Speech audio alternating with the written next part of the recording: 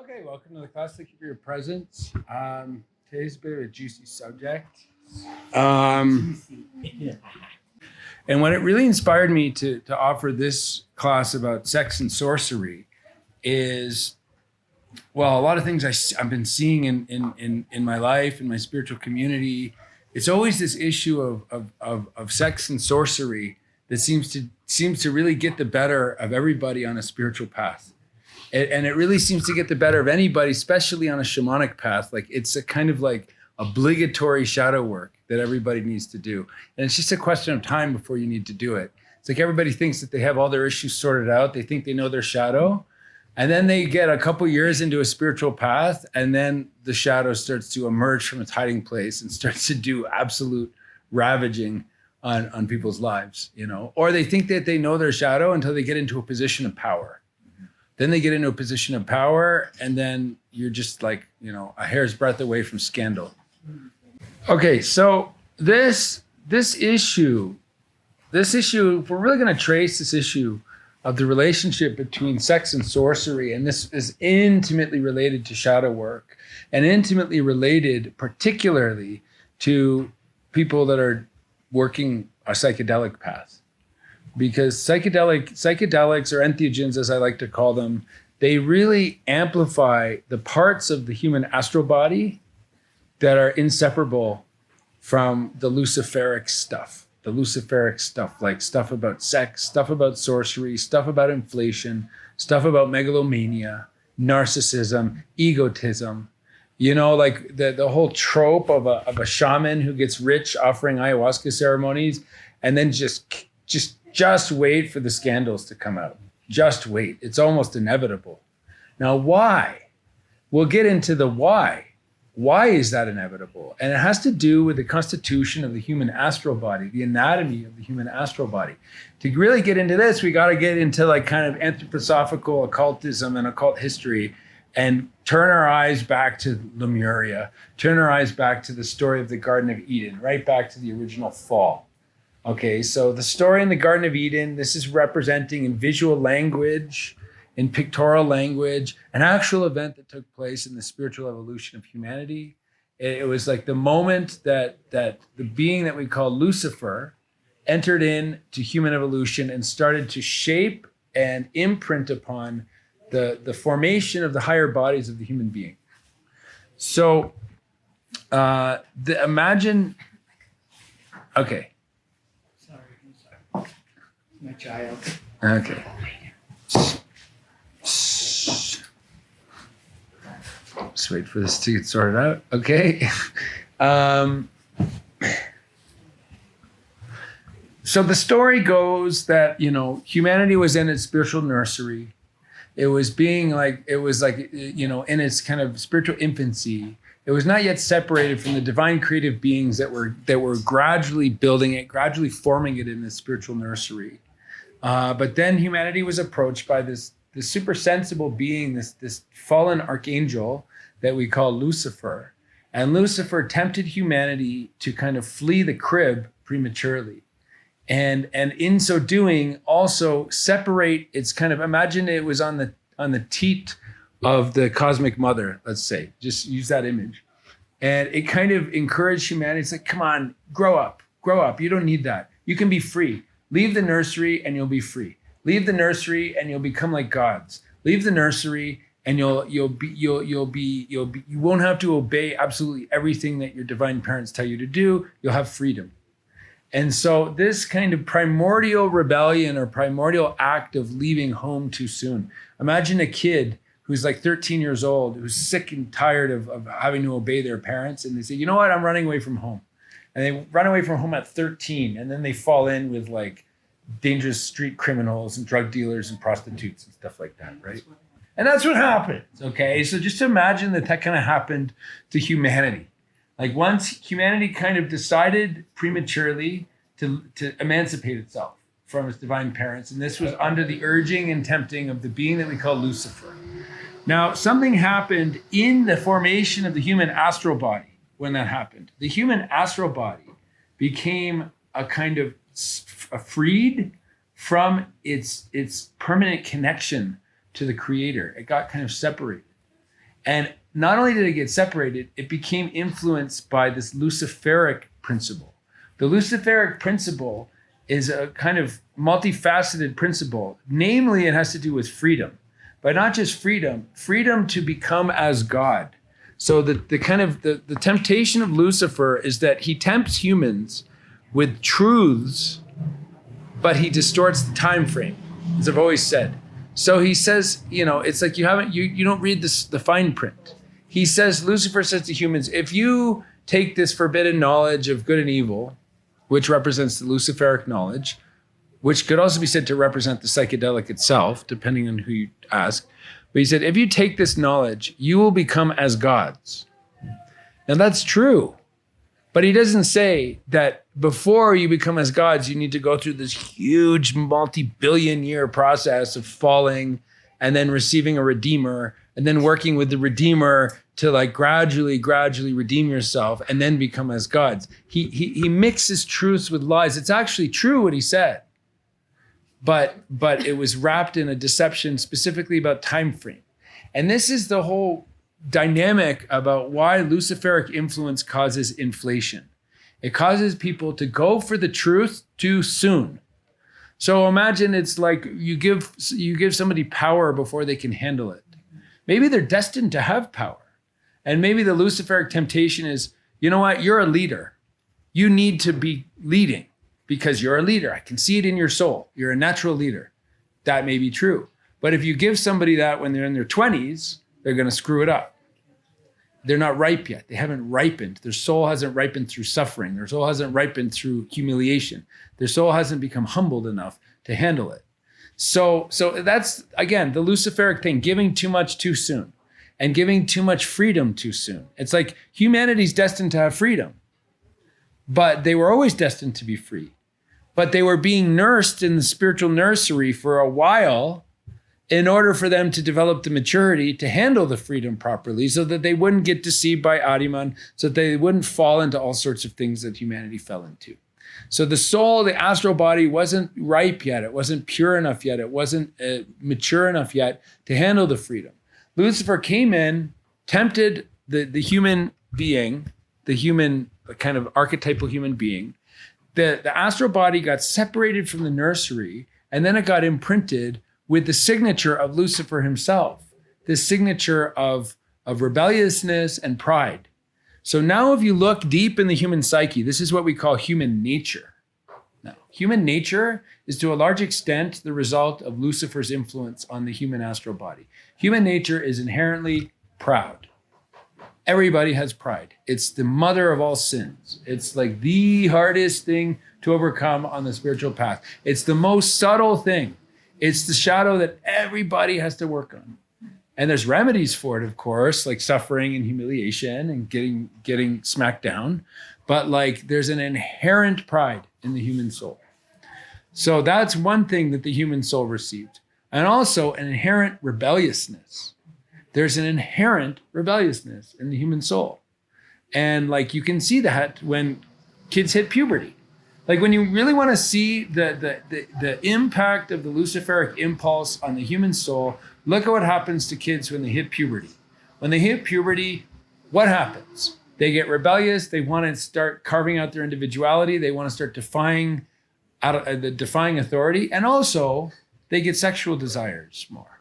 Now, it's complicated now because through culture, kids are getting exposed to sex, and through abuse and through horrible things, kids are getting exposed to sex way too early, and that's actually activating their sexuality too soon. And that leads to big problems, which I'm hoping to get to later on. But naturally, this stuff starts happening when kids hit puberty. So puberty is a great window to see the Luciferic imprint starting to flower, starting to really take hold.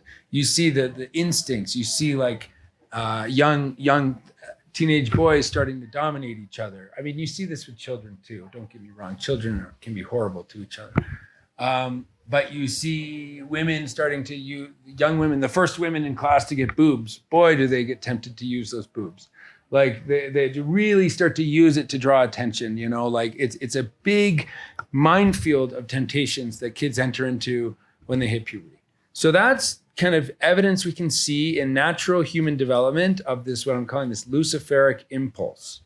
Now, to take this into the language of esotericism and alchemy, because one of the things that happened when the astral body kind of separated from the divine creator is that a defense mechanism was put into place, a kind of, how do you say, backup plan of redemption was put into place to ensure that the connection between humanity and their creator wasn't actually truly severed.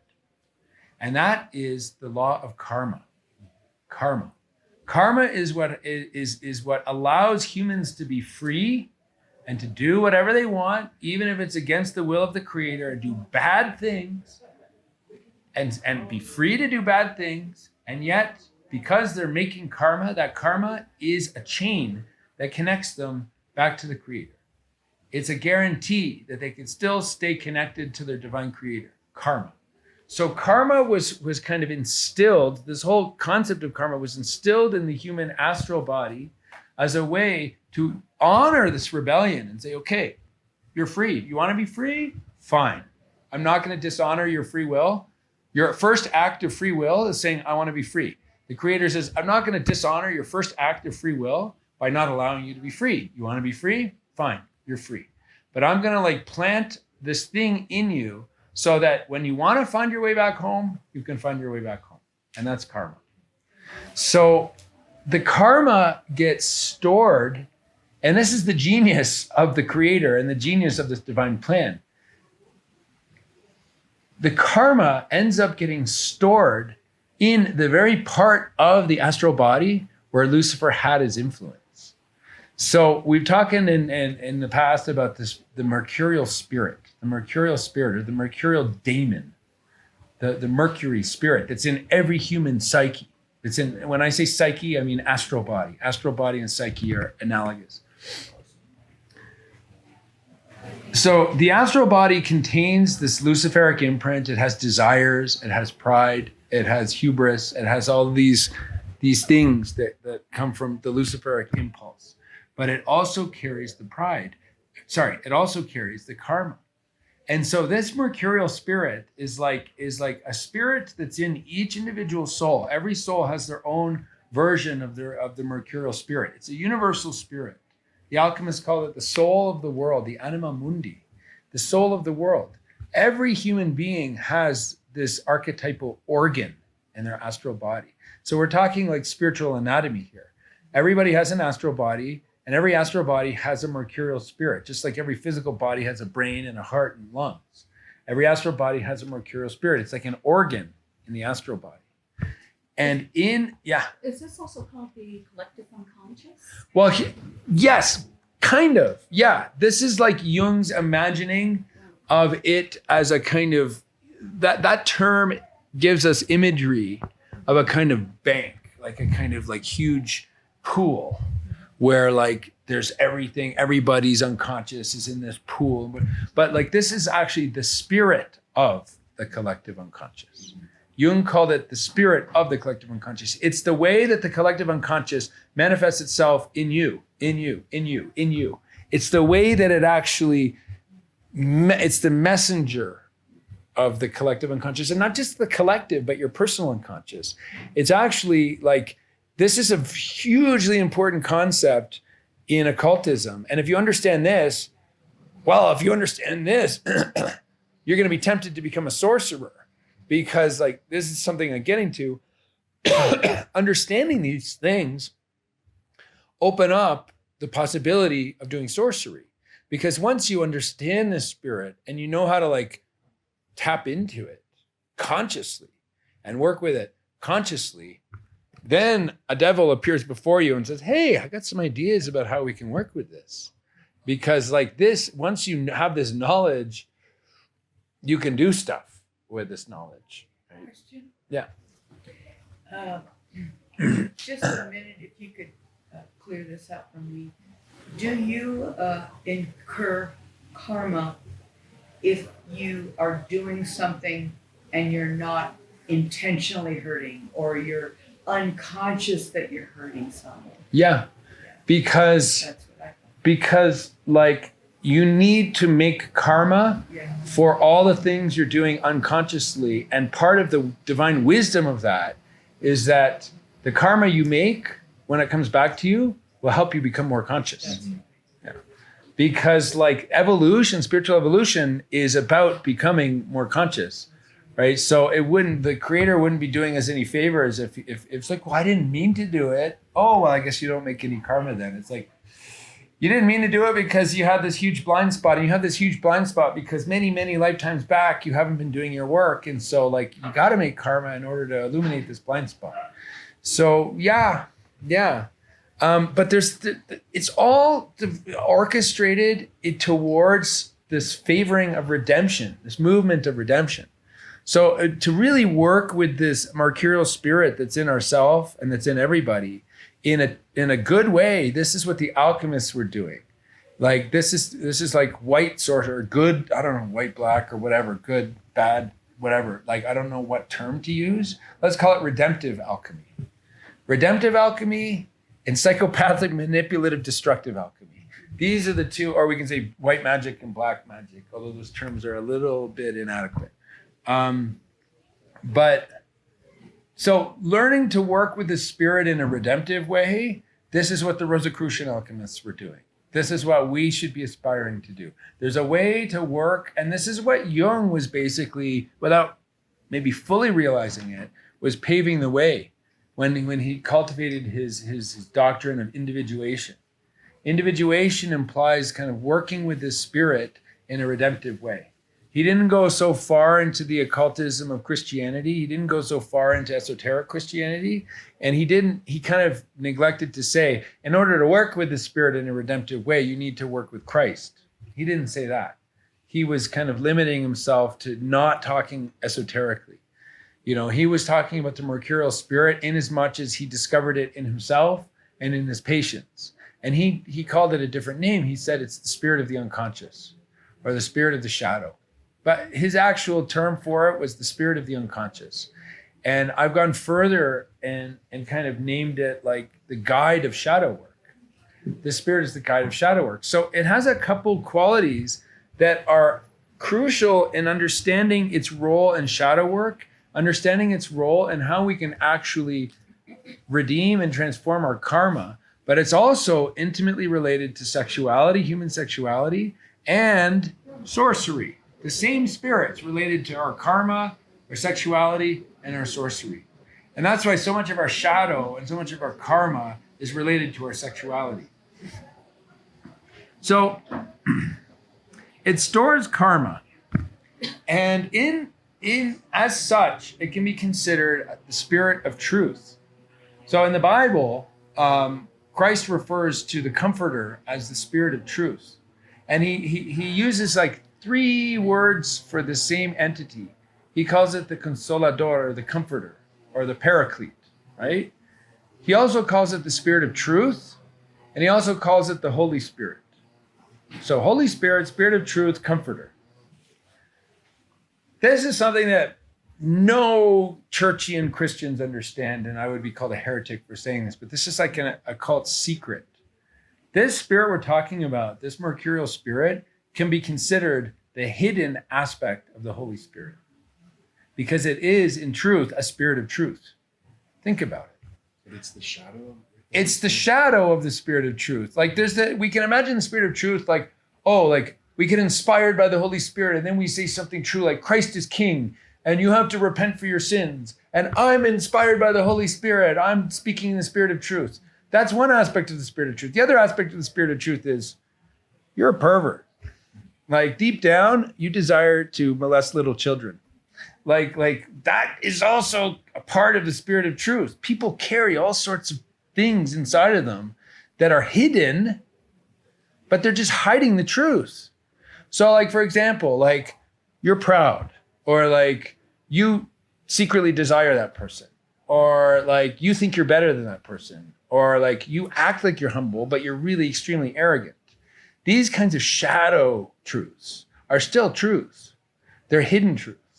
So this Mercurial spirit is like a trickster. It's a trickster messenger, and it's revealing hidden truths, difficult truths, inconvenient truths, dark truths. But still true, undeniably true. And eventually it gets revealed, things get exposed. So when you get like a guru who's like, I'm a shaman, and he's like charging people $1,000 a night for ayahuasca ceremony, and he gets rich, and women are like, oh, guru, oh, shaman, tell me what I need to do to heal. And like, eventually he's going to molest a woman, and eventually he's going to be abusing his employees. It's almost inevitable because he is not working in the spirit of truth with this mercurial spirit. The mercurial spirit remains hidden. And that's an essential thing to understand. It naturally stays hidden. The shadow naturally stays hidden. And that's why the alchemists, who were experts at working with the spirit, they said alchemy is actually a work against nature, contrary to nature. So part of that is like, well, the mercurial spirit naturally wants to go everywhere. So sexually speaking, the Kundalini spirit or the mercurial spirit, it's kind of the same thing, wants to just like make love to whoever there's an attraction with there. Like, oh, I'm attracted to that person, I'll make love there. Oh, there, I'm there. Like, and like, what? I'm following the energy. I'm just following the energy. I'm not repressing my desires. Oh, I'm enlightened. I'm just not repressing my desires. That's the deceptive serpent teachings of Osho. Osho is a total sorcerer and a deceiver. So would you say the mercurial spirit wants to remain hidden? Yes. It does not want yes. to be revealed. That's why the whole alchemical opus is conceived of as catching this tricky spirit in a bottle. And you have to be like a master to catch it. And then when you catch it, you have to keep it sealed in that bottle. And if it breaks the bottle, you're screwed. And it's going to try to break the bottle. That's why you need a supremely strong spiritual will to seal the vessel and keep it sealed. So you're saying Osho's teachings, because he encourages people to... Yeah, he's a sorcerer. He's a total sorcerer, and he's a deceiver. And it's like, by your fruits, you should be known. Look at how he ended up. But he's teaching sorcery to people, and he's being a sorcerer. So he's actually a really good case study about sorcery, actually, and to understand and analyze, well, why is he a sorcerer?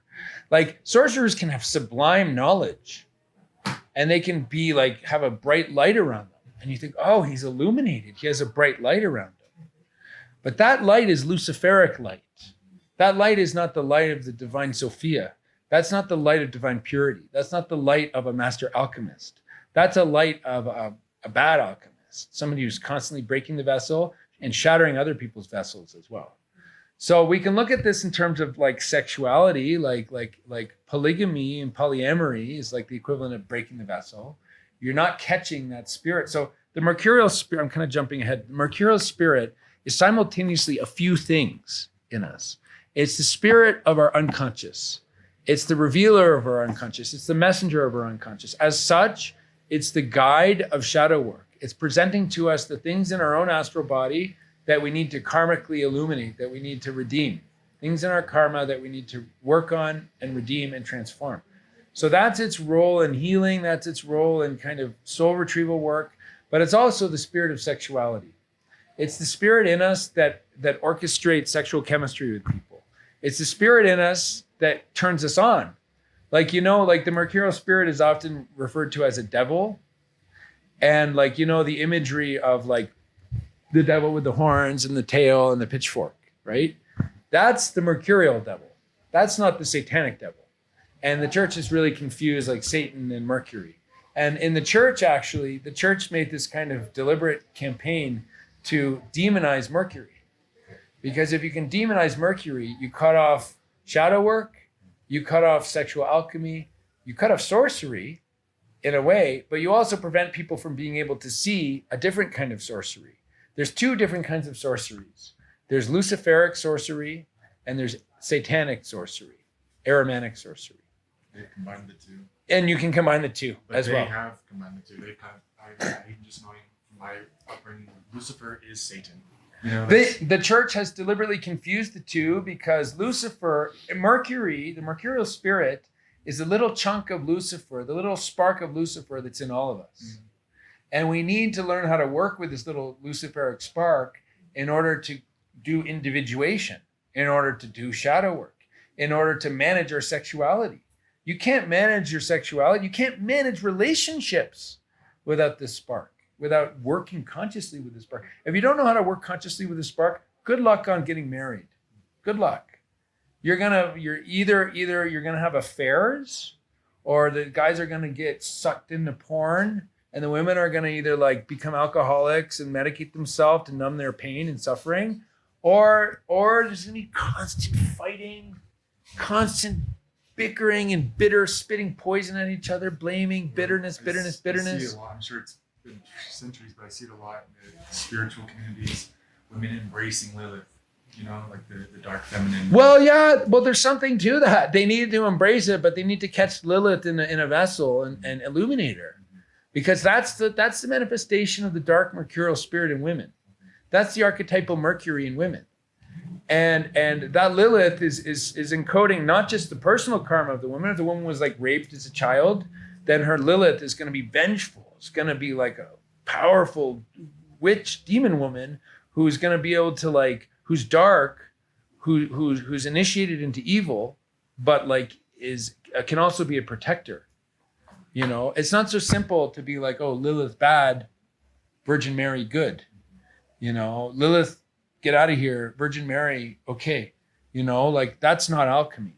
That's not how we're going to actually do the alchemy on ourselves. Like Lilith, the archetype of Lilith is actually storing up not just personal karma of the woman and everything she's faced specifically with regards to sexuality. Lilith is like the archetype of the raped goddess. It's like she was made that way. She was turned that way. She was made this way by like the archetypal violation, you know? So Lilith not only stores the karma of like the what the woman has been through in her life, but also stores the karma of what she's been through in all her past lives. And moreover, also stores the karma of what all women have been through since the fall, since Eden. Like all this like sexual violation that has happened, like accumulated. Lilith is like the karmic accumulation of all that violation. So she's an egregore, basically, like an energy. Yeah, but an egregore that long time ago became a sentient being. Like I think that maybe she was like a divine emanation that became darkened through her interaction with humanity or something like that. It's really hard. Like maybe she's an egregore, or maybe there's such a thing as a being out there. Like Lucifer's a being out there. Lucifer's not an egregore. Ahriman is a being out there that has his own individuality. Like so awful, but he's there and he has his own individuality. Christ, same wise, has his own individuality. So maybe Lilith is like that too, but the Lilith inside each woman is like a created entity. So women, I think, sometimes make this mistake of saying, oh, Lilith, my spirit guide is Lilith. It's like, no, that's a kind of bad discernment. It's like, no, your spirit guide is a microcosmic reflection of Lilith inside of you and is intimately related to everything that's happened to you and your karma. It's not like Lilith, this divine goddess, is in you. That's pure hubris. Pure hubris. But Lilith is like the goddess of sorcery, you know, and also the raped goddess. And also the goddess of sexual vampirism. So when Lilith is this presence in women that can like absorb dark male sexual energy, like rape energy, cruelty energy, perverse energy. She grows strong off of that energy. It's a very like magical thing with her. She's an actual magician. She's an actual high sorceress, you know, archetypally. So Lilith is like the kind of feminine manifestation of the fallen Mercury, right? And there's a different type of sorcery between Luciferic sorcery and Ahrimanic sorcery. And the two, Ahriman can actually do work with Luciferic sorcery and Hollywood is the perfect example of that, right? Hollywood uses this spectacle, this Luciferic spectacle, this Luciferic illusion, these fantasies of grandeur, all this like sumptuous beauty and all that stuff and drama and all that to like actually keep people more materialistic and cut off from God. So that's a good example of Lucifer using Luciferic sorcery. But the thing that the church did was demonize Mercury, so that because Mercury or the Luciferic knowledge is what gives people the ability to see Ahriman. So Ahriman naturally wants to cut off the Mercurial spirit so that people don't learn to see Ahriman. Ahriman is a synonym for Satan. These are two devils, not just one. And the church has deliberately confused these two so that Satan can work through the church without people being any wiser. So that's why he like persecute. So Ahriman worked through the church to persecute Mercury, and in so doing, persecuted magic, persecuted sorcery, persecuted shadow work, persecuted knowledge of the psyche, persecuted knowledge of alchemy and the esoteric sciences. And so that led the way to materialism, because people couldn't anywhere like do inner work anymore, because that's all done through the Mercurial spirit. Mercury is the guide deeper into our own psyche. So imagine that Mercury in his original form is actually inseparable from the spirit of truth. It's like a part of the Holy Spirit that fell into matter in order to lead us back. Like a piece of God fell into the earth. And this is part of the mythology of Hermes. They say like Hermes or Mercury, same thing, is like a piece of the creator that fell into the underworld, but retains that connection to the creator. And because it fell into the underworld, it's almost like this like archetypal bodhisattva that can now lead us back to reunion.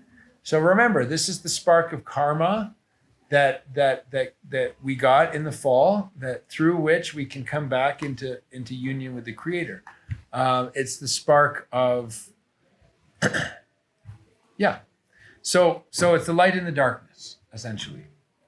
So it's this fourth part of the Holy Spirit. This is a very esoteric idea. So the Luciferic part of the human astral body, it guides the individuation process. And if you read Jung and read what Jung says about individuation, he says individuation is all about union. Union. It unifies the psyche. So normally there's a split between the ego and the unconscious, right? This is Jung's terminology. Split between the ego and the unconscious. Individuation is what unifies conscious and unconscious. So that's one union. We want to use more spiritual language. We can say it unifies light and dark. Like it unifies the part of us that's like our luminous spark of God within us with our shadow, which is the luminous spark of God that we haven't cleaned up yet. Like that's the thing that people don't understand. The shadow itself is luminous. We get this idea that the shadow is just the absence of light. No, the shadow has a glorious light hidden, but it's kind of like covered by cobwebs and dark blankets and ignorance, and it's all kind of twisted from karma. But it's still luminous, and it needs to be like, its light needs to be restored. So like, the individuation process is about restoring light and dark, conscious and unconscious. But there's another polarity that individuation does, and it's masculine, feminine. And Jung spoke about that in his magnum opus, the Mysterium Conjunctionis, I think it's called. It's the mysterious union. This is an alchemical term for the alchemical marriage. So individuation also unifies within the human astral body, the masculine and the feminine. But also, if you're in a relationship, you do individuation work by having union in your relationship, both like emotional union and sexual union. This is like a part of individuating in a relationship, is constantly working that union, constantly fighting for that union, doing all the shadow work necessary to keep creating more union. That's relationship individuation. So the Mercurial spirit has these polarities that are all about unifying. Because in the original genius of the creator, when we fell, this was the spirit that was sent with us. It's like, ciao, you're going now, but here's a spirit that's going to lead you back home. Here's the spirit of union that's going to reunite you with us. And in the process, you're going to learn a lot. You're going to learn a lot. And you're going to work really hard and you're going to suffer. But you're going to suffer, but this spirit is going to lead you through that suffering to an eventual reunion with your creator. So union of polarities within the psyche, but it also is the spirit that unites two human beings in sexual union. It's the spirit of sexual union. So like I was starting to get into this and then I got sidetracked, but like, you know, the word like being horny, that's actually like a genius term because it's kind of spiritually accurate because the Mercurial spirit, you know, the Mercurial spirit is really active in you when you're horny, when you're turned on. That's the Mercurial spirit saying, hey, I'm working on you right now. I'm guiding you right now.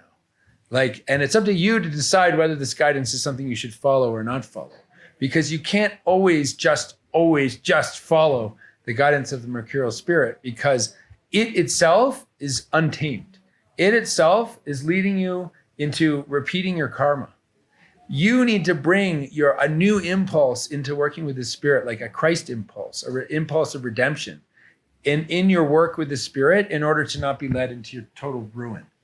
And so the problem with these shamans and these sorcerers and these oshos and these gurus is that they're just following the Mercurial spirit without bringing the alchemical discipline into it, without working with the Christ impulse to tame that spirit, to catch that spirit in a vessel, to cook it, to transform it. They're just letting it be what it wants to be. And that leads to sorcery. That actually leads to sorcery. That's why when you get like, you know, gringo shamans serving lots of ayahuasca and doing lots of ceremonies and like they don't have like a master teaching them about alchemy, they're going to fall. It's inevitable that they're going to fall because this is a spiritual law. If you do not subject the Mercurial spirit to the rules of alchemy, the Mercurial spirit will lead you to a fall. It will lead you to repeat what Lucifer did. Hubris. Because the Mercurial spirit has a fundamental Luciferic nature, and it's up to the human being, and this is why we need the Christ impulse.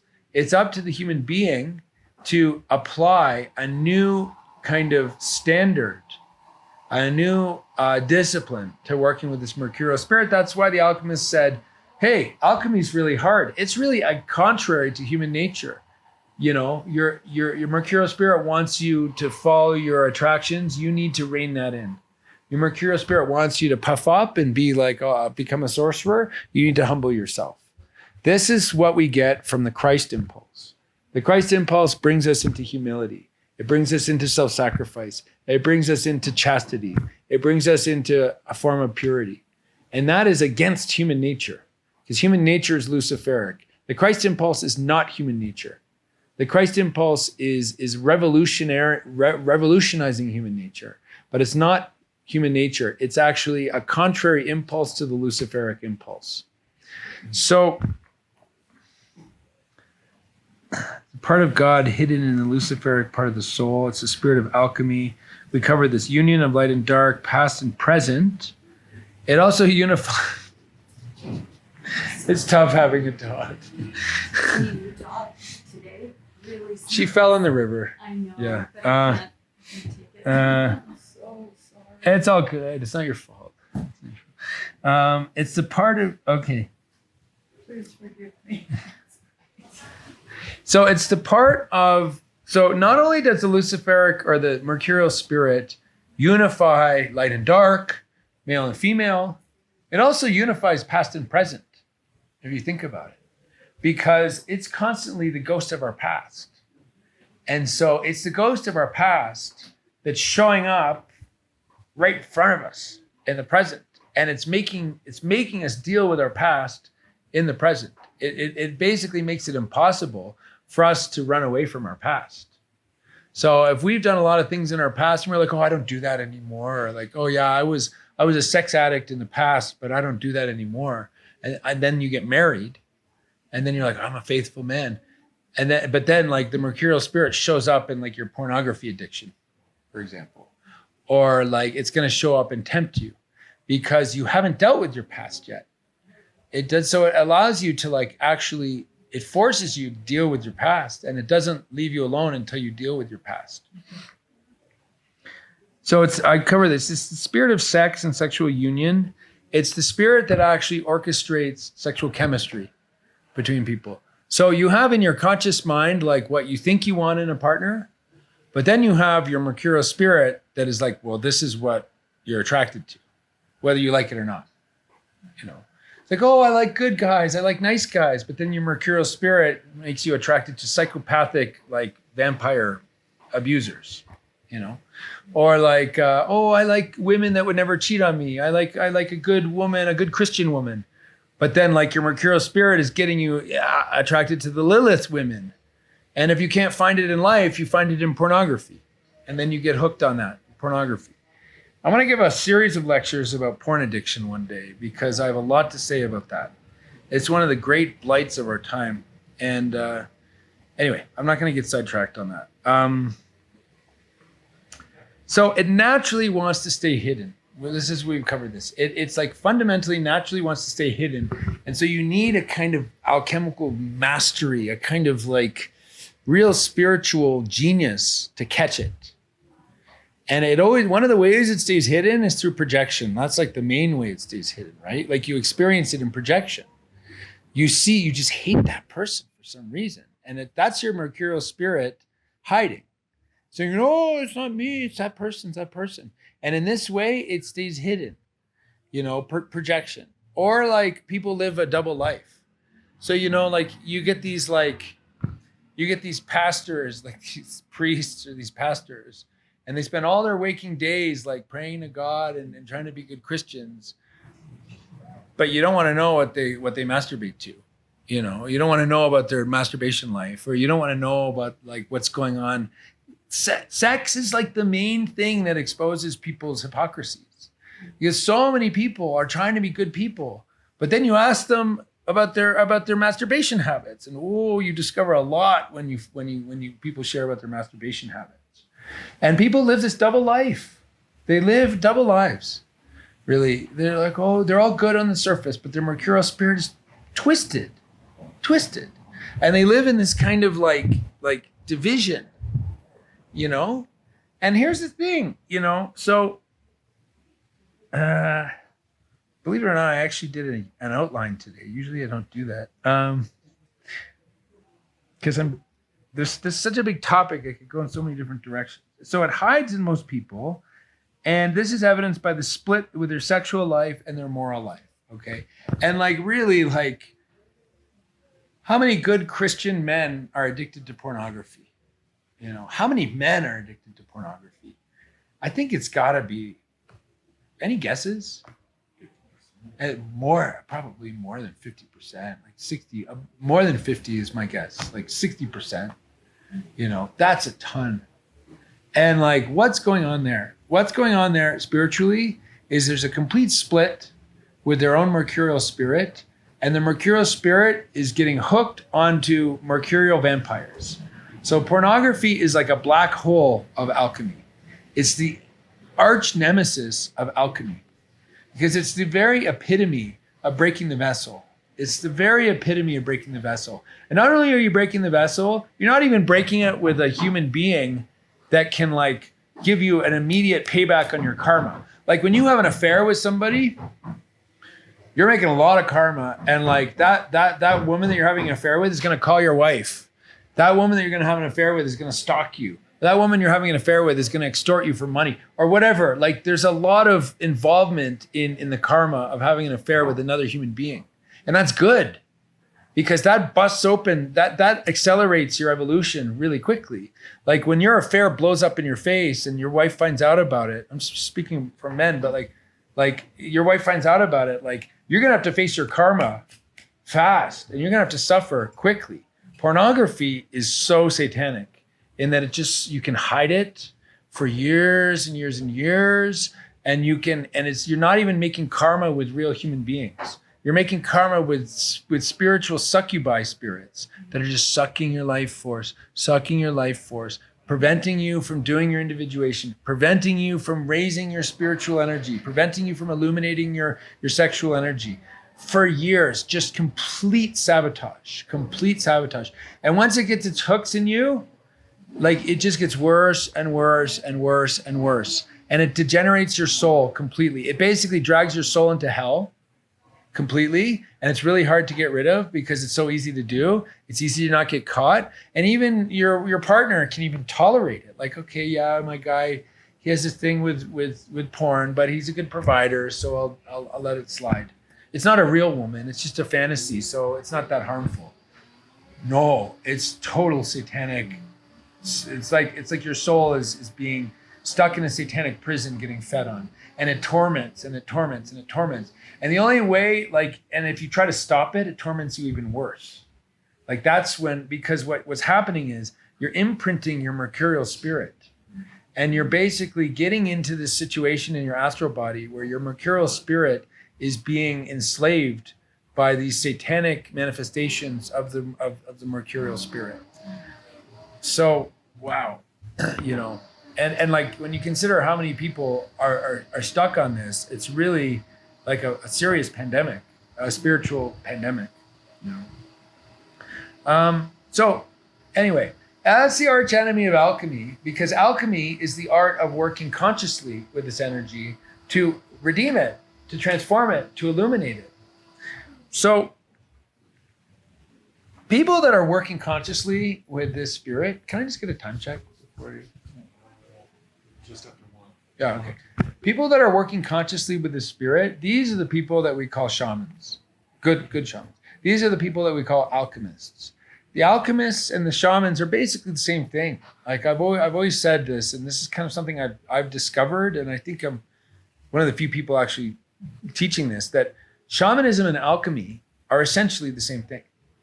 Like alchemy is a very uniquely Western manifestation of this universal shamanic impulse. But alchemists gain a spiritual alliance with the mercurial spirit, and they work consciously with the mercurial spirit to do redemption and illumination and healing work. And that's what shamans do. Shamans are the human beings that are in alliance with their own mercurial spirit and are able to do stuff because of this alliance. So alchemists, shamans, but shamans, sorcerers. So sorcerer, shaman, alchemist, they're all kind of a triad of the same thing. And they're all working with the same spirit. They're all working with the mercurial spirit. The difference between shaman and sorcerer is kind of debatable. Some shamans call themselves sorcerers. It's just a kind of nitpicking on nomenclature. But I like to use the word sorcerer for somebody that uses their shamanic powers in a kind of self-advantageous way, for their own benefit.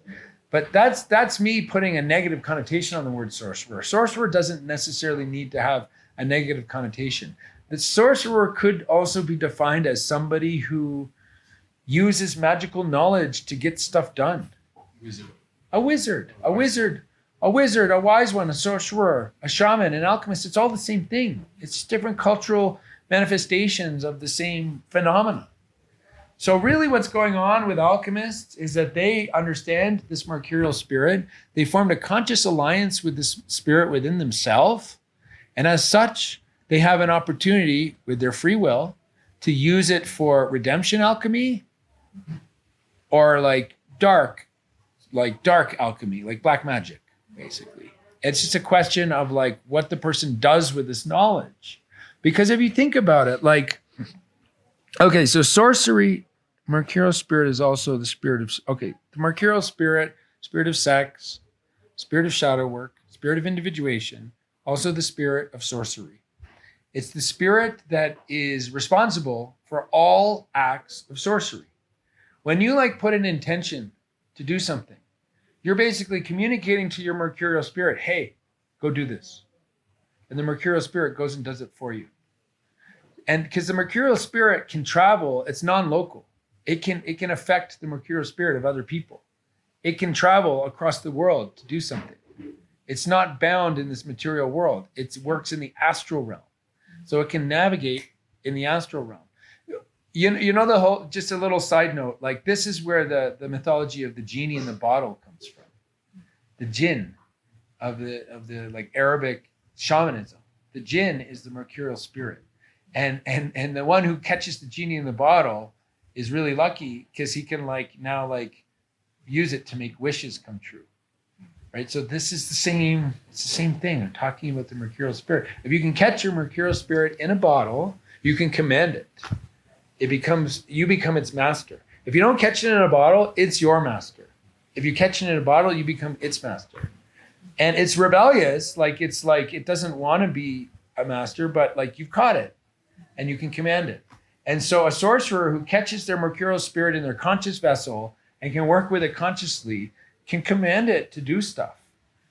Lots of stuff, a variety of things, because this is a very multifaceted spirit. So one of the categories of things that a sorcerer can, or an alchemist or a shaman can use the mercurial spirit to do is sexual seduction. Okay, because especially taking advantage of people. Because most people, 98, 99, probably 99% of all people are not conscious of their mercurial spirit. So if you're one of those few people that are conscious of it, you can use your mercurial spirit to influence the unconscious and fragmented mercurial spirit of other people. Just going with the genie in the bottle thing, the older the Arabic myths of the genies, a lot of times the mercurial spirit, the genie was like a trickster spirit. So you'd wish for something and it'd come with a super high cost. Yeah. Yeah, you wish for like riches, the monkey's but paw. the monkey's paw. Yeah. So it's it almost talks. It's you had to be really wise in your use of the mercurial spirit. Also, once you had it trapped, you need the Christ impulse. Because if you're using selfishness, the mercurial spirit is always the mirror. It's always the spirit of truth.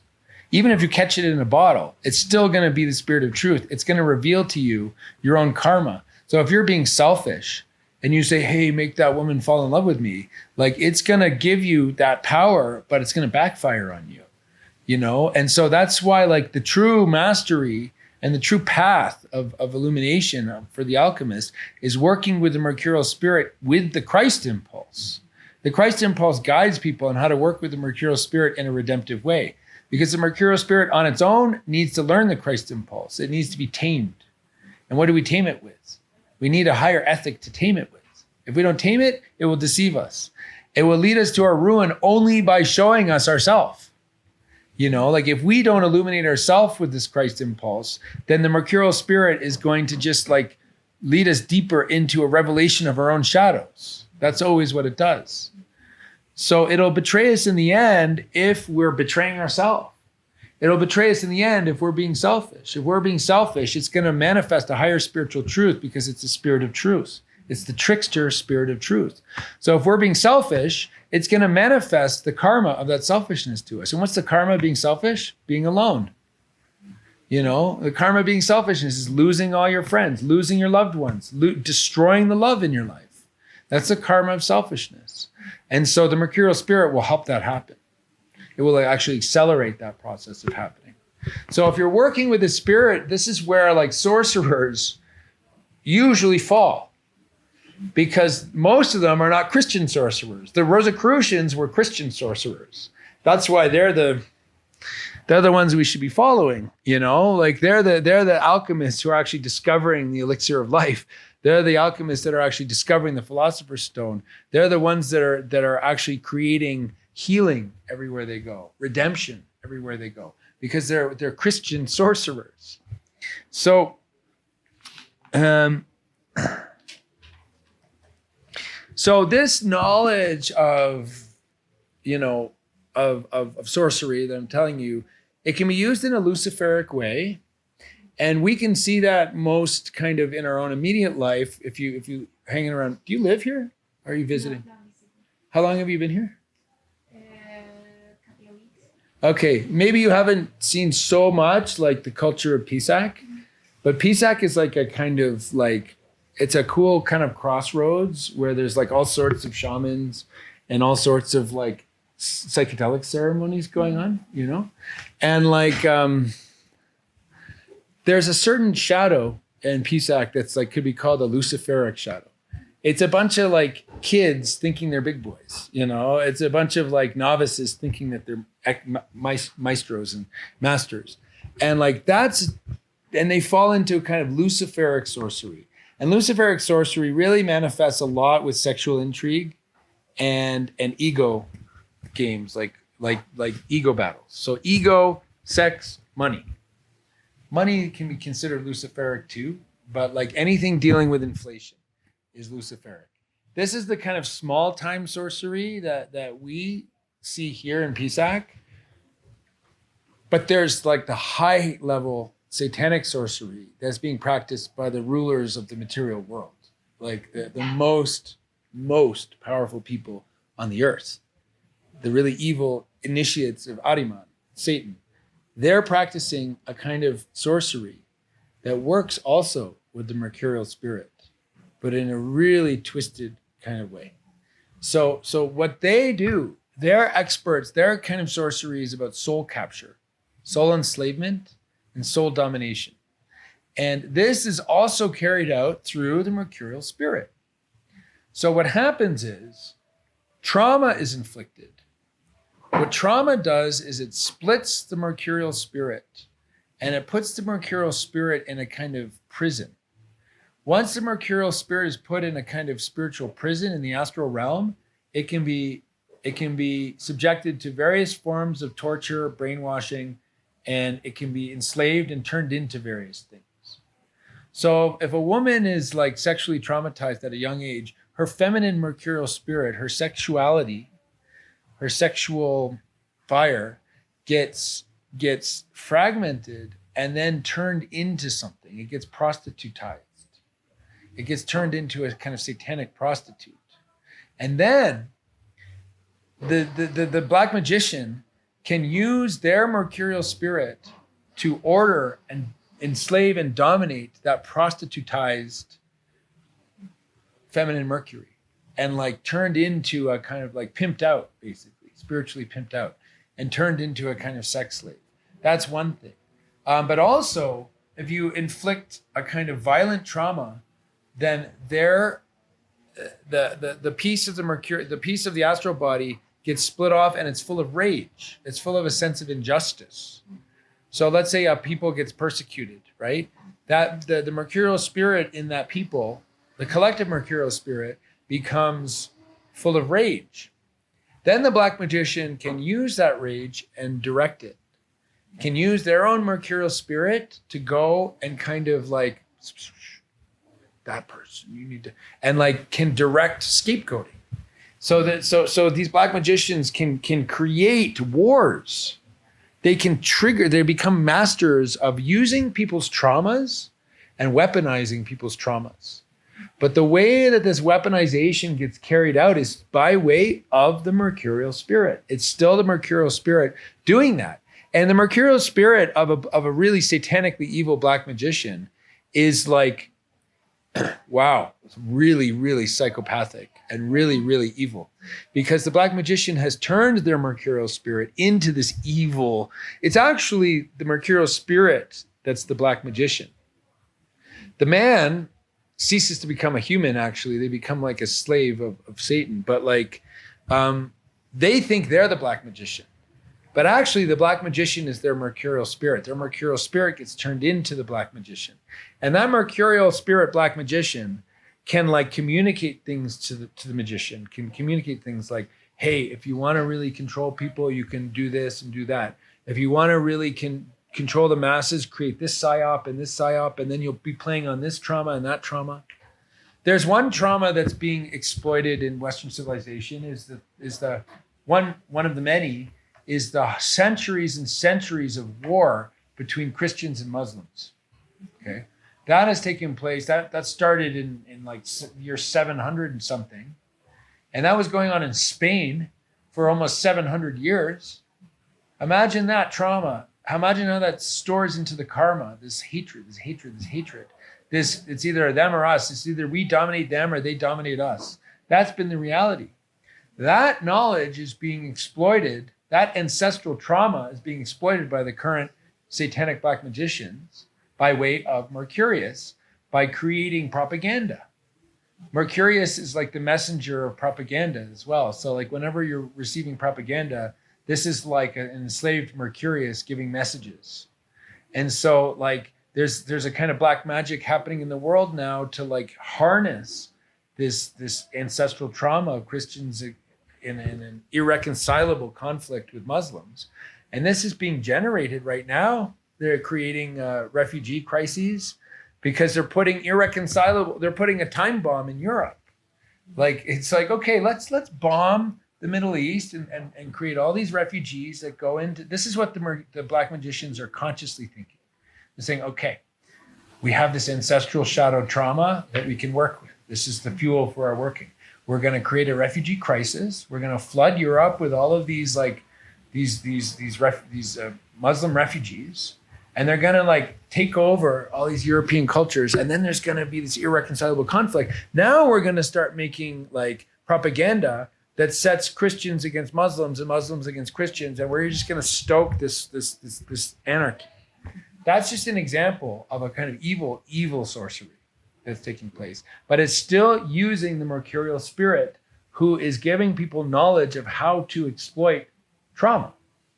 Knowledge of how to exploit trauma comes from a darkened Mercurial spirit. So likewise, so sorcery is like basically consciously working with the Mercurial spirit, and you can work with it to manipulate sexuality, to manipulate desire. You can work with it to manipulate people's trauma and people's hatred and people's pain and all of these things, people's pride. All of these things can be used. And the Mercurial spirit becomes like an expert. And so Mercurial spirits that have, through black magic, become awakened and demonized, they become these autonomous black magician spirits that give the human beings that work with them a lot of conscious knowledge of how to do these dark arts. So it's the same, it's so mind-boggling to think.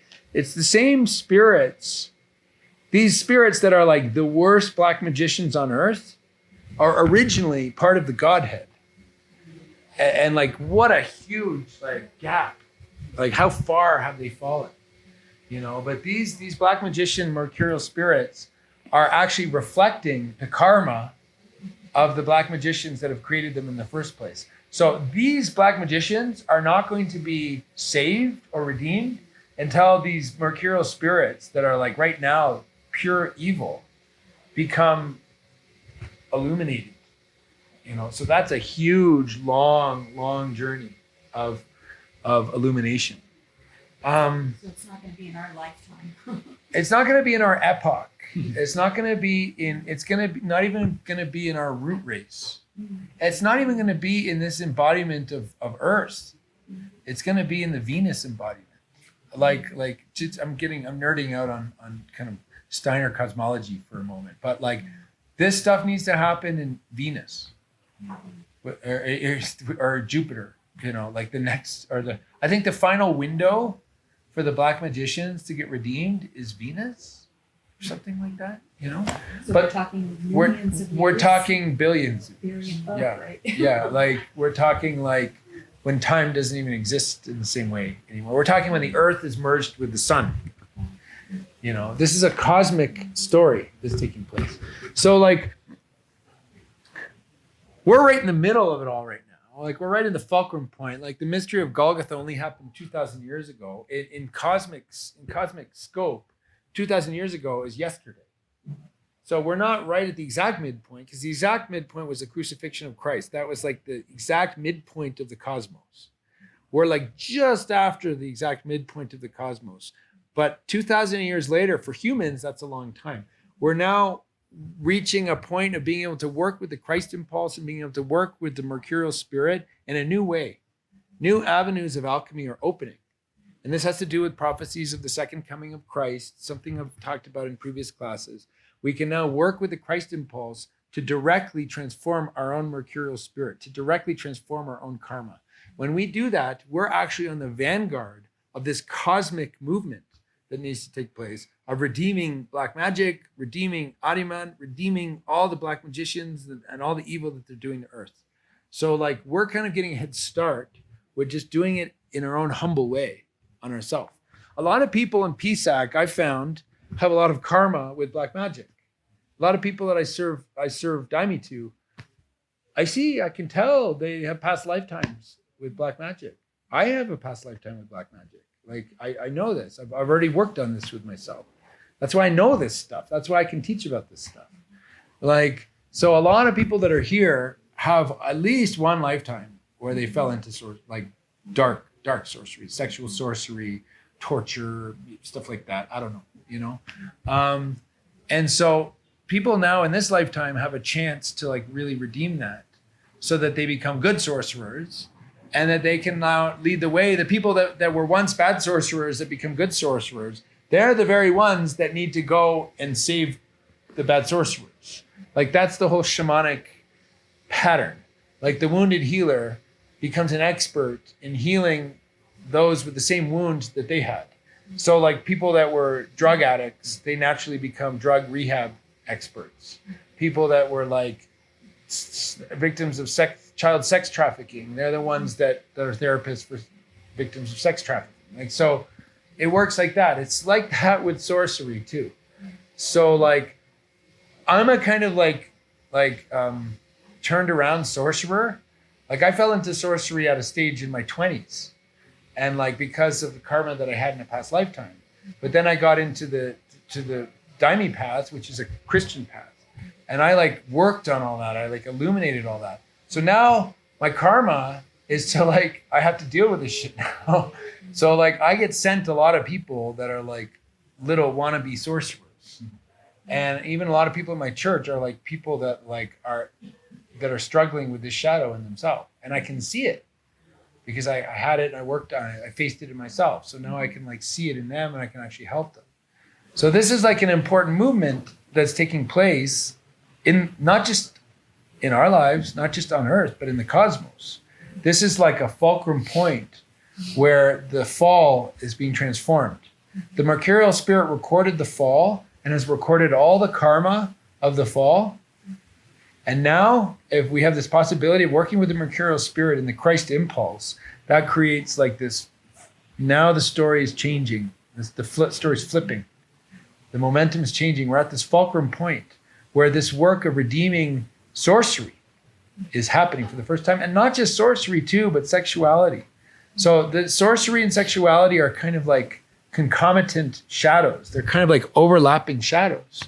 Because a lot of people's sexual shadows have everything to do with their Mercurial spirit. And so the same spirits that are inspiring their sexual charisma are the same spirits of sorcery within them. So like, a lot of people, when they're trying to like, when they're single and they're just trying to like sow their wild oats, they don't realize it, but they're doing amateur sorcery. Like even an act, this is, I know a lot of women would have my head for this, but it's the Lilith in them that would have my head. But there's a very simple act of sorcery. And for me to call this sorcery, I would be very unpopular with a lot of women, but a simple act of sorcery is makeup.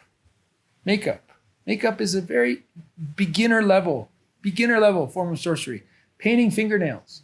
Like painting, when a woman paints her fingernails red, what she's doing is invoking her Mercurial spirit.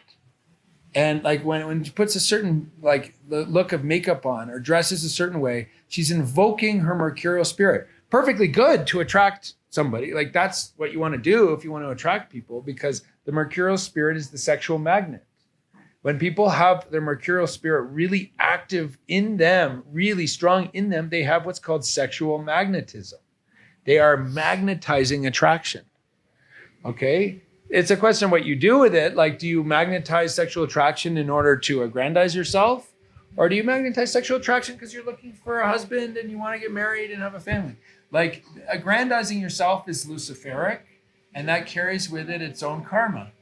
If you just want people to worship you, if you just want people to desire you and you're not planning to reciprocate anything, and you just want more energy, that creates a woman becomes more Luciferic in her character, in her soul body. Her astral body becomes more Luciferic.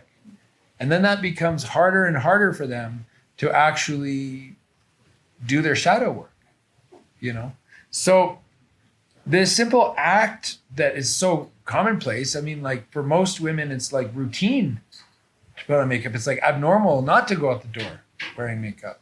But like this is like very innocent, well, potentially innocent, beginner level sorcery that happens on a daily basis, because it's like it's actually doing a magical invocation of the Mercurial spirit.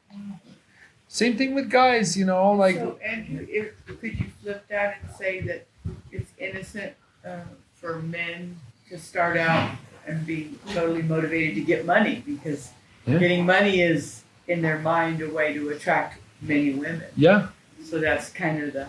Yeah, or like work out in the gym, right? Getting ripped, like, you know, like getting a good body, a hot body. Like why? Because you want people to desire you. It's wrapped up in a kind of vanity. That's human nature. Like this is, like I said, I opened the lecture by saying like, hey, the Luciferic stuff is human nature. This is how we are. We need to work against our human nature through the Christ impulse. So vanity is kind of natural, and we shouldn't like that. It's not like that. You know, we're all like this in a way. We're all proud. We all have vanity. What's that verse in the Bible that says, "Vanity, vanity, all is vanity"? Oh yeah. Yeah, it's in the Old Testament. Okay. It's either Psalms or Proverbs. I think it's Okay. Proverbs. Yeah. All is vanity. A lot is vanity. Yeah, a lot is vanity. And like when you feed that vanity, that your Mercurial spirit gets hot. No question. Your Mercurial spirit gets hot. And like it makes you hot. Like people want you. You become sexy.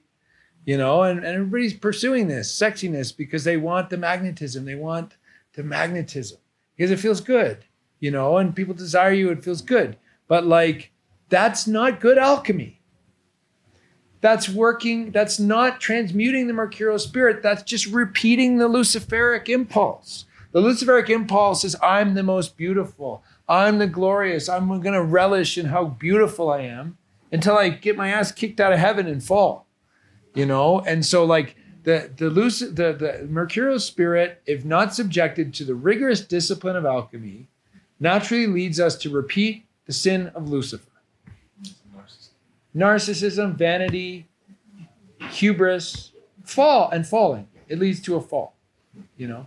And it's so wonderful to grow old in a youth-oriented society. I'm free. I'm so happy. I'm free. Well, then you move into a different archetype, right? Because like you have children, right? I have one daughter. Yeah. So you've already done your like your family thing. You've already done your like, you know, like, so you can now move into a different archetype, right? It's so wonderful to not attract attention from men. It's free. It's so freeing, great. right? Yeah. So I love it. has anybody seen or heard of this new independent movie with Demi Moore called The Substance? Yeah. Have you seen it? No, I haven't seen it, but I heard of it. Oh, I haven't seen it. Ooh, it looks wicked. Like it looks, whoa, like thing of nightmares, the stuff of nightmares. It's about this aging Hollywood star, right? Demi Moore is perfect. They say it's the performance of her lifetime. Mm-hmm. Like she might get an Oscar for it. Like it's the performance of her lifetime. You know, and the whole thing with plastic surgery, it's like plastic surgery is women trying to make themselves physically like their Mercurial spirit. Like when a woman is inspired or channeling her Mercurial spirit, in Brazilian shamanism, we call it her pombagira. Pombagira is this beautiful term. I use it a lot. It's the feminine Mercury. And so the archetype of the pombagira is the sexy woman with the plump ass and the stilettos and the horns and the pitchfork and the tail coming out of her plump ass with a little triangle on the end of the tail. Okay, you even see that silhouette on bumper stickers in PSAC. You might even see that. Like they have like, and like it's this archetypal sumptuous feminine form. It's like the archetypal porn star or the archetypal like harlot, right? That's the pombagira spirit. That's the feminine Mercurial spirit. That's the spirit that women are calling when they put on red lipstick and red nail polish. That's the spirit women are calling when they put on stilettos. That's also the spirit that women can actually channel. And when a woman channels it, whoa, they move differently. They dance. Whoa. This is the spirit that they channel when they dance, when they do an erotic dance. This is what strippers channel. They're doing a kind of shamanic mediumship, channeling their own mercurial spirit. This is the spirit that women channel when they're having sex, when they're having good sex. When a woman's having good sex, she is channeling her mercurial spirit. When a man is having good sex, he's channeling his mercurial spirit. So this is the spirit that is channeled in the act of sex itself. But when people are channeling it, but people are, without even realizing it, are channeling it outside of the bedroom to do all sorts of sorcery, to seduce. When a woman wants to seduce a man, when a man wants to seduce a woman, they're channeling their mercurial spirit. And so plastic surgery is like this twisted form of like trying to make your physical appearance continue to resemble your mercurial spirit. So boob jobs. Like the mercurial spirit has big luscious boobs because she's juicy. Okay, even if the woman doesn't have big boobs, her mercurial spirit is juicy. A woman has even if a woman's physical lips aren't big lips, her mercurial spirit has big puffy lips. So like women are like making themselves try to resemble their own mercurial spirit. And like, again, the mercurial spirit's the spirit of truth. So it always ends up reflecting in the end the truth. And the truth is vanity results in decrepitude. And so like women end up getting all this plastic surgery, and to them, they think they look young, but to the sober mind, they look hideous. It's like, oh my God, you look inhuman now. You look like... And there's also a verse in the Bible that says, but you're only... She's trying to seduce you, and you're able to be seduced because that's your weakness. Absolutely. It's not that it's, that she's taking advantage. She's simply showing you the mirror of your own weakness. Vanity and weakness. You can be seduced if you're weak. Exactly. And this is the knowledge that sorcerers have.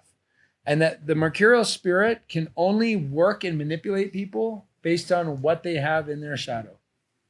So this is why there's no victim. You can't think in victim. Like, a young woman meets like a big powerful shaman, and the young woman is not very awakened, and the big powerful shaman has this mercurial spirit that can go like that to the Pambajita. It's like, okay, fine, like that's terrible.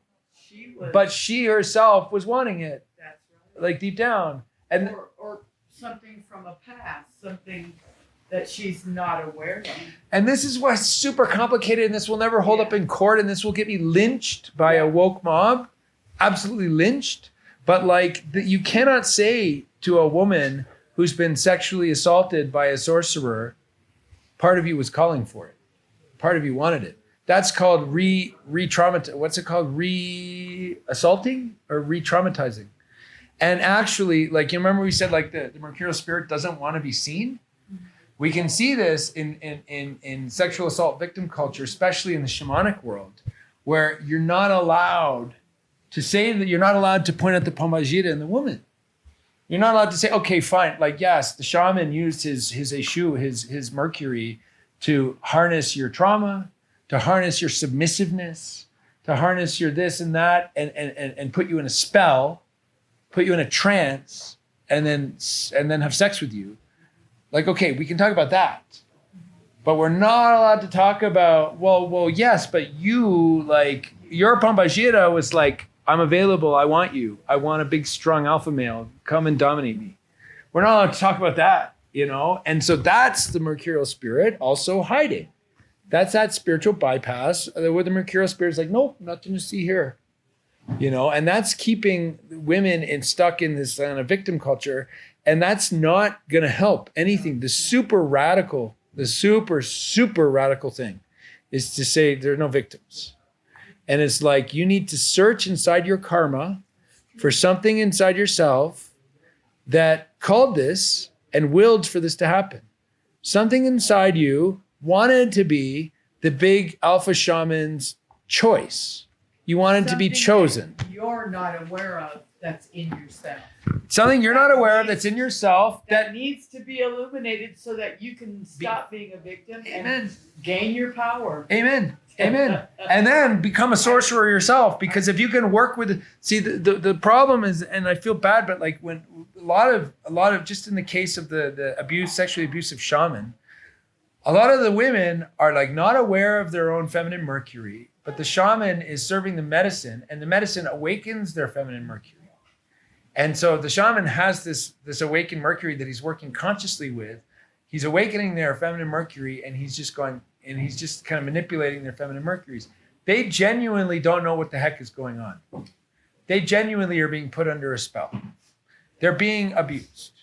It's horrible, okay? But like the path of self-knowledge leads through a valley of pain and suffering. This feminine Mercury that is being victimized is attracting this victimization. Is attracting this victimization because at some point this is stored in the karma. And so the way that the Mercurial spirit works to heal and transform the karma is, first of all, to reveal it. So things need to be revealed in order for them to be transmuted. So this situation can be embraced in an alchemical discipline in such a way to like really radically get away from victim culture and to really move into like genuine empowerment. Genuine empowerment, when people really become conscious of their Mercurial spirit, they can take it upon themselves to start illuminating their Mercurial spirit, and then their Mercurial spirit becomes an ally. And then when it becomes an ally, then they have to pass through a whole other trial of, are they going to become sorcerers or not? What a blessing. But that is all on the path of genuine empowerment. You know, that's what you have to go through if you really want to be in your power. Did you have Alejandro Jodorowsky, who I think is like a sorcerer. He's a genius. Yeah, but he developed psychomagic. Yeah, I read that book. Yeah. Really kind of, but it's kind of like what you're talking about. It's like, you know, a lot of times it's like he does these like theatrical things scenes, to kind of like evoke these like subconscious traumas. Yep. And help you to like process, move through them, rather than for like them to remain hidden. Yes. So that's because, so the astral body is able to be imprinted upon. That's why if we really want to understand like 21st century sorcery, we have to look a lot at the role that screens play. Because screens are these mechanisms for images to imprint on our higher bodies. They imprint on our astral body and our etheric body. This is a way that we are subjected to passive alchemy. Like when an image imprints on our higher bodies, then like it's actually shaping our higher bodies. That's why we have to consider this in the context of pornography. Like if you think about all these images that are constantly imprinting, that's shaping how our astral body gets transmuted. It's doing alchemy in our astral body, and we're shaping our astral body in such a way that we're getting addicted to this debased mercurial energy, this kind of anti-alchemical energy, this alchemical black hole we're getting imprinted upon. So an actual alchemical black hole is being imprinted in our own higher bodies. And that becomes a portal for these spirits to continue to suck our astral energy and to like actually destroy our alchemical progress. So it's like that with violent imagery. It's like that with sexual erotic imagery. It's like that with all sorts of imagery. It's imprinting on our higher bodies. And so this knowledge is well understood by the magicians of Hollywood. They put the images there, and the images burn into our higher bodies. So imagine that Mercury is the screen. Like when we go to a movie theater, we see a movie being projected onto a screen. I imagine that screen we're watching is like the mercurial mirror. And like, because Mercury is this mirror. So when we're looking at an image, the image is actually kind of like burning into our higher bodies. And so like, what The Jodorowsky psychomagic. Right. So he's using this knowledge. He's using it as a kind of benevolent sorcerer for healing. I mean, he's a psychotherapist, right? I mean, he was using movies first, and the imagery of his movies. Have you seen The Holy Mountain? Holy Mountain, Topo. So you're okay. Have you seen Jodorowsky's Dune? Yeah. I love that movie.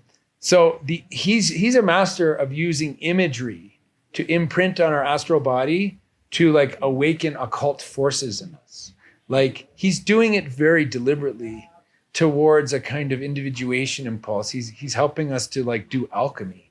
He's a real alchemist in the way that he's like stimulating it consciously. And he's doing the same thing with psychotherapy. So his psychomagic is like staging these scenes that are like actually imprinting on doing alchemy on our astral body to create some sort of opening. So he's a really good example of a kind of benevolent Mercury, using this knowledge to help awaken people, to help transmute things in a direction of, I can't say exactly what direction, but like he, as opposed to the other types of sorcerers that are using it only for enslavement. Yeah. Alejandro Jodorowsky. Hodo with a J? Jodorowsky. Yeah. He's a genius. How do you spell that? Alejandro. Is it A? Alejandro, like Alexander? Alejandro? Okay. And it's Jodorowsky. Jodo, like Godo. okay. Jodo. Right. ROWSKY. Yeah. So, I mean, he's a sorcerer, you know. He's a shaman.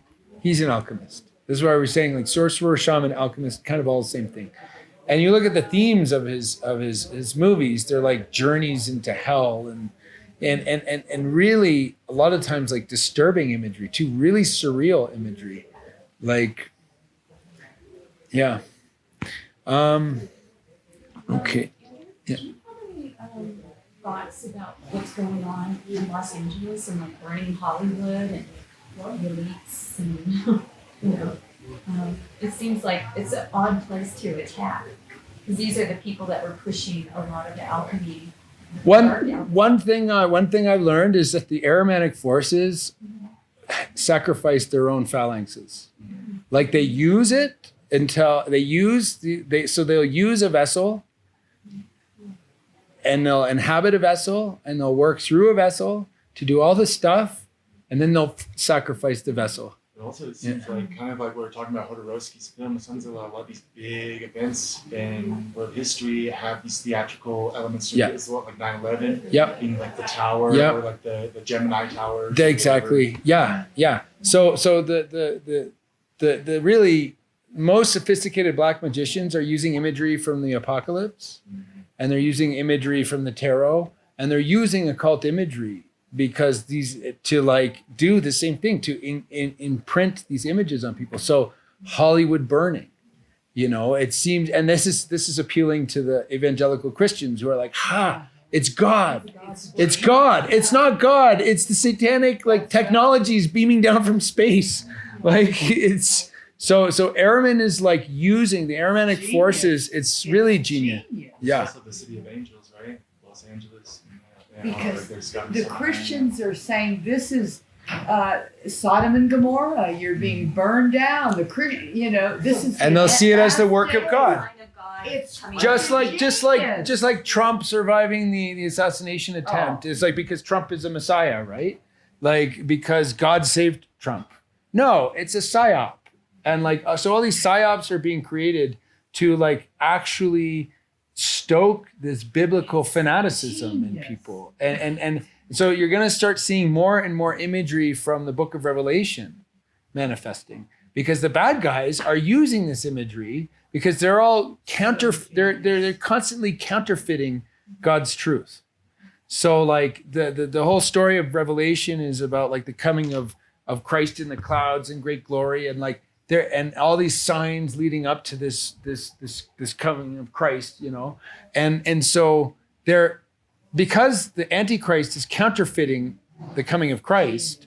All of these plans are like counterfeiting all the signs of the coming of Christ, with the goal of ultimately counterfeiting the coming of Christ, and that's the Antichrist.